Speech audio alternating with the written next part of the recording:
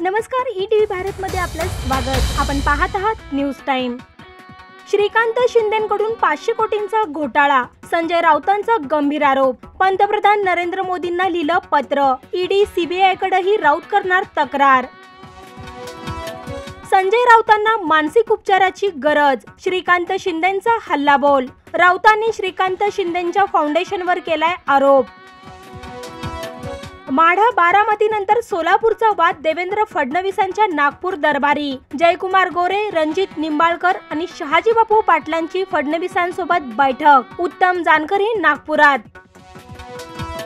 वंचित बहुजन आघाडीचा जाहीरनामा प्रसिद्ध, एनआरसी सीएए कायदे हिंदू विरोधी। प्रकाश आंबेडकरांची केंद्र सरकारवर जोरदार टीका। भाजपा हिंदू मतदारांना फसवत असल्याचाही केला आरोप।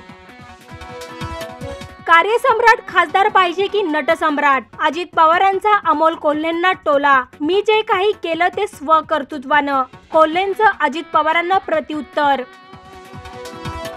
सलमान खान गोळीबार प्रकरणी मुंबई पोलिसांनी 3 संशयितांना घेतलं ताब्यात। गोळीबारात वापरलेली दुचाकी रायगडमधील। विजय उर्फ कालूनं सुपारी घेतल्याचं पोलीस तपासात उघड। न्यायव्यवस्थेला कमकुवत करण्याचा प्रयत्न, 21 माजी न्यायाधीशांनी सरन्यायाधीश धनंजय चंद्रचूड यांना लिहिलं पत्र। दबावापासून संरक्षण करणे आवश्यक असल्याचाही केला उल्लेख। तमिळनाडू निवडणूक आयोगाकडून राहुल गांधींच्या हेलिकॉप्टरची झडती। राहुल गांधी वायनाडला जाताना आयोगाच्या अधिकाऱ्यांनी हेलिकॉप्टरची केली पाहणी।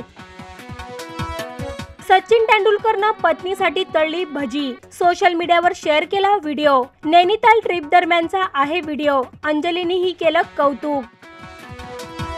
तुरुंगातून सुटल्यानंतर एल्विश यादवनं खरेदी केली कार, 3 कोटींच्या मर्सिडीज जी वॅगन कारची खरेदी। सोशल मीडियावर व्हिडिओ शेअर करून चाहत्यांना दाखवली झलक। या बातम्यांसह इथेच थांबूयात। अधिक माहितीसाठी लॉग इन करा etvbharat.com।